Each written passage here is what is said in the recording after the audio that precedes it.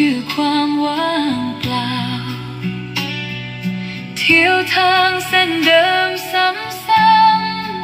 ๆกับงานประจำเก่าๆจนชีวิตของอ้ายทอดเหงามาแบ่งเบาความเดียวดายหายเหงาได้เพียง